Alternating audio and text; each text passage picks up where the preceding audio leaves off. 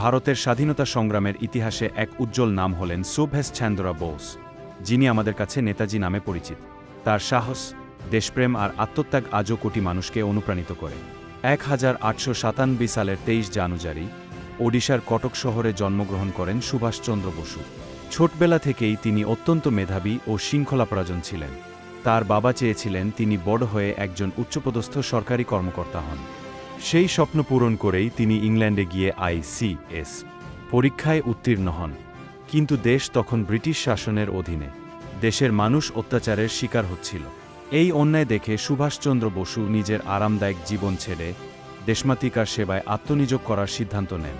তিনি ICS পদ থেকে পদত্যাগ করেন, যা ছিল এক বিরাট সাহসিকতার কাজ। এরপর তিনি স্বাধীনতা আন্দোলনে যোগ দেন। তার নেতৃত্বে গড়ে ওঠে আজাদ হিন্দ ফৌজ। তিনি বলেছিলেন, তোমরা আমাকে রক্ত দাও, আমি তোমাদের স্বাধীনতা দেব।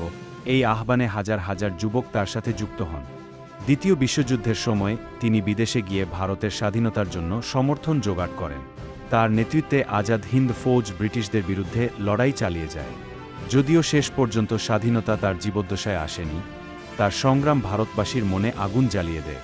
1945 সালে তার মৃত্যুর খবর ছড়িয়ে পড়ে, কিন্তু আজও তার অন্তর্ধান এক রহস্য। অনেকেই বিশ্বাস করেন নেতাজি আজও বেঁচে আছেন আমাদের হৃদয়ে, আমাদের অনুপ্রেরণায়। নেতাজি আমাদের শিখিয়েছেন, দেশপ্রেম মানে শুধু কথা নয়, কাজ। সাহস থাকলে অসম্ভব কিছুই নয় নিজের স্বার্থের আগে দেশের কথা ভাবতে। আজও তার জীবন আমাদের শেখায় কিভাবে সত্যের পথে থেকে নিজের দেশের জন্য লড়াই করতে হয়।